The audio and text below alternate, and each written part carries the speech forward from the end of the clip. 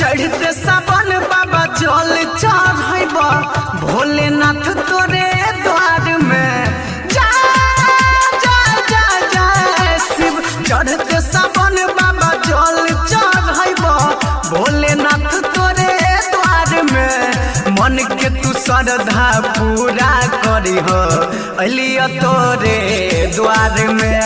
मन के तू श्रद्धा पूरा करी हो अलिया बाबा द्वार में।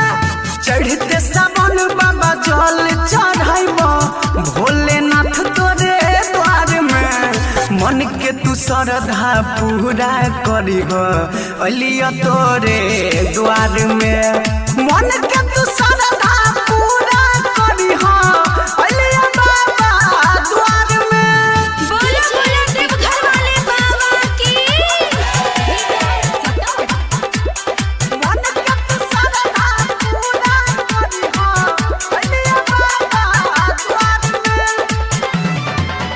तीनों लोक के बाबा छहो तू हो स्वामी हमरो नैया पार लगई हो हे हो भोले दानी।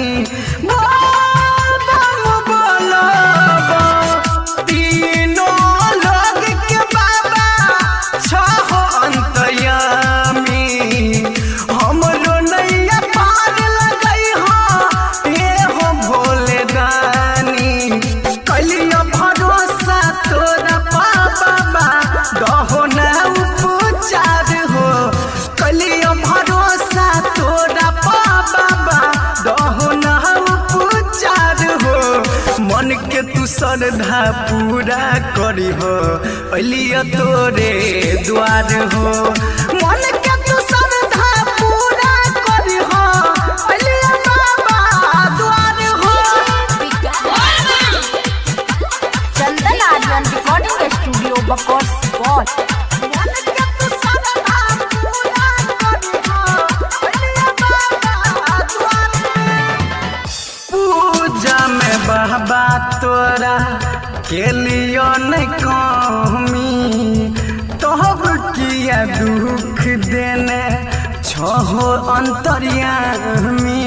हर हर बोलो पूजा में बाबा तोरा के लियो न कमी तोहब किया दुख देने छहो अंतर्यामी। चंदन राहुल गुड्डू राजा के सुनो ने उपचार के। चंदन राहुल गुड्डू राजा के सुनो ने उपचार के। मन के तू श्रद्धा पूरा करी हो अलिया तोरे द्वार में। मन के तू श्रद्धा पूरा करी हो अलिया तोरे द्वार में। Chandan Aryan recording studio Bakaur spot.